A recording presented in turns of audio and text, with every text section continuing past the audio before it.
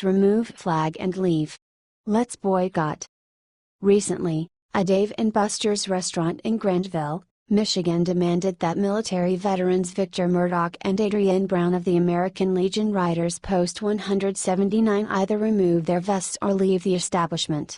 The vests reportedly depicted the American flag, a bald eagle, and the prisoner of war flag, but the restaurant's management claimed the patches promoted gang-related symbols. The group was asked to remove the jackets or turn them inside out because the business dress code prohibits evidence of gang affiliation, Dave & Buster's said in a statement. Spokeswoman April Spearman said the policy was in place to ensure that everyone is able to enjoy themselves in a fun and safe environment. The American Legion is known as one of the most respected veterans organizations in the United States. It has been around since 1919 and is far from a gang. Instead, it has been working to make life better for veterans. Conservatives have decided to boycott the restaurant until they apologize for this major misstep. Do you agree that the restaurant needs to apologize?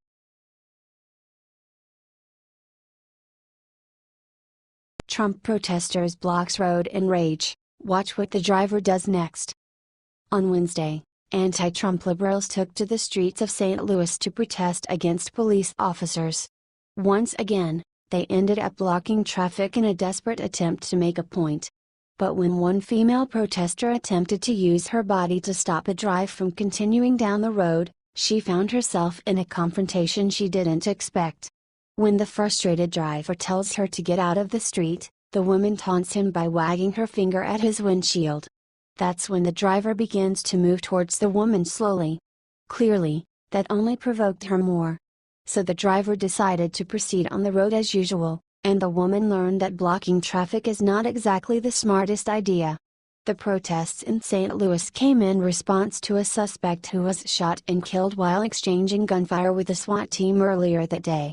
Members of SWAT were executing a search warrant for narcotics at around 11:30 a.m. Wednesday when the suspect began shooting at them.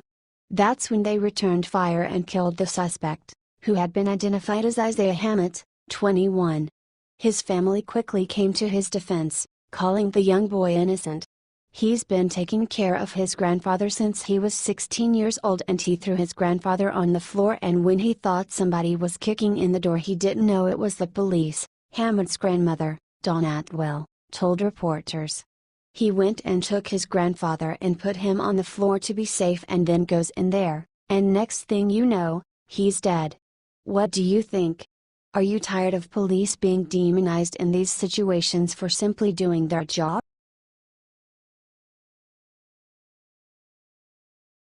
Congress gives nasty surprise, leaves Obama bare, he's losing.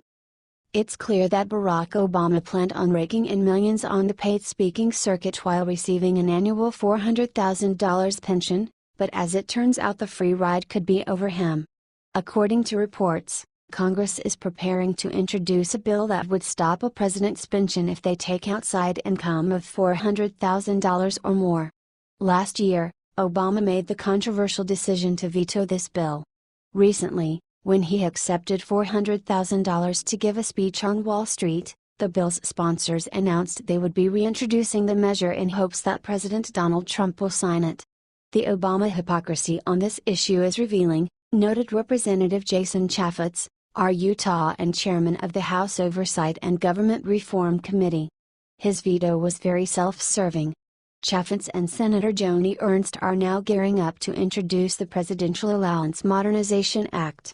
This bill would cap presidential pensions at $200,000 and give them another $200,000 for expenses. Last summer, the bill passed both the House and Senate without issue, but Obama argued that it could have unintended consequences and impose onerous and unreasonable burdens on former presidents by requiring them to immediately release their staff and find a new place. But it's not to spot Obama's true motives behind rejecting the measure as he jet sets around the world.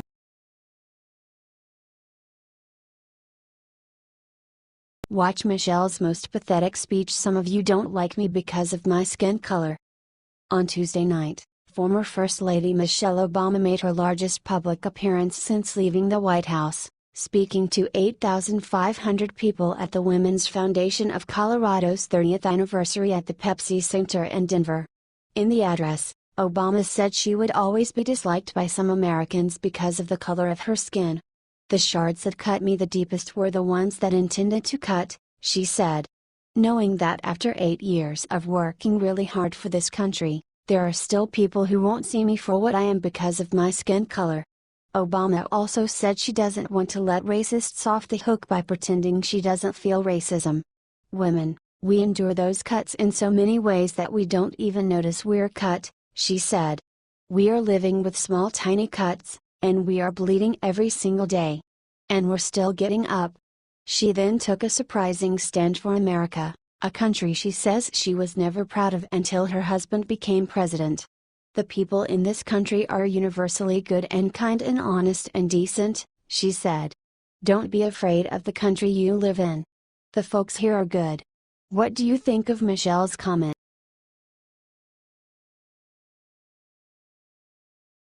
I have only just begun, Trump achieves employment record no POTUS could do in 16 years. President Donald Trump is clearly thrilled with the most recent jobs report from the Bureau of Labor Statistics. According to the July report, unemployment has fallen to a 16-year low, from 4.4% to 4.3%, and consumer confidence is at an all-time high. "Excellent jobs numbers just released, and I have only just begun," Trump tweeted in response. Many job-stifling regulations continued to fall. Movement back to USA. Trump also announced that over 200,000 jobs have been added back into the economy. This is an additional boost, given that jobs don't need to be added for unemployment rates to drop. President Trump has consistently gone after the mainstream media for failing to give him credit for his major economic wins. In June, he showed that the Dow Jones Industrial Average had hit an American high of 22,000. Economic growth has surged to 2.6% nationwide, Trump said on Thursday. "Nobody thought that number was going to happen. Unemployment is at a 16-year low. But don't forget, and I will never forget, the millions and millions of people out there that want jobs that don't register on the unemployment rolls because they gave up looking for jobs," he added. What do you think? Is this a major win for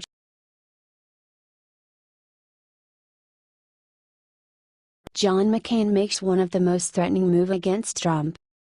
Just 1 week after blocking the Obamacare repeal bill, Arizona Senator John McCain has announced his desire to revive a long-standing attempt to reform the nation's immigration system when he returns to Washington.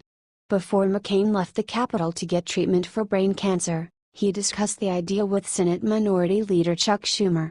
The team has previously teamed up on unsuccessful immigration legislation in 2013 as part of the bipartisan effort known as the Gang of Eight.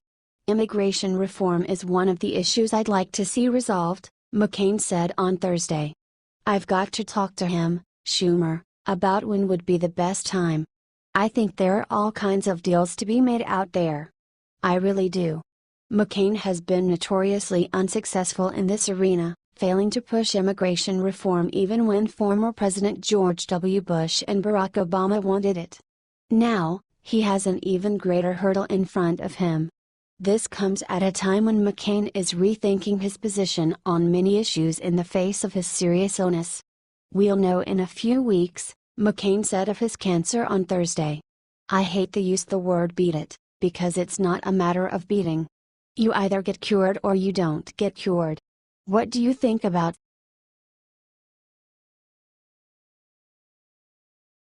"If you're against illegal immigrants, then vote me out," Lindsey Graham challenged the voters. Recently, Lindsey Graham proved just how out of touch he really is when he challenged voters to vote him out if they are against illegal immigration. "To the people who object to this, I don't want you to vote for me because I cannot serve you well," Graham said during the press conference.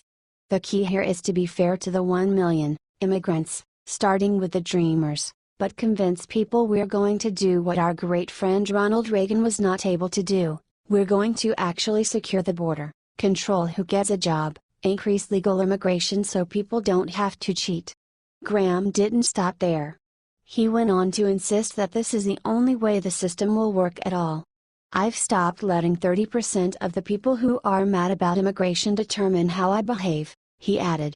To those who feel like you should deport younger undocumented immigrants, boy, I couldn't disagree with you more. He then went on to address President Trump personally.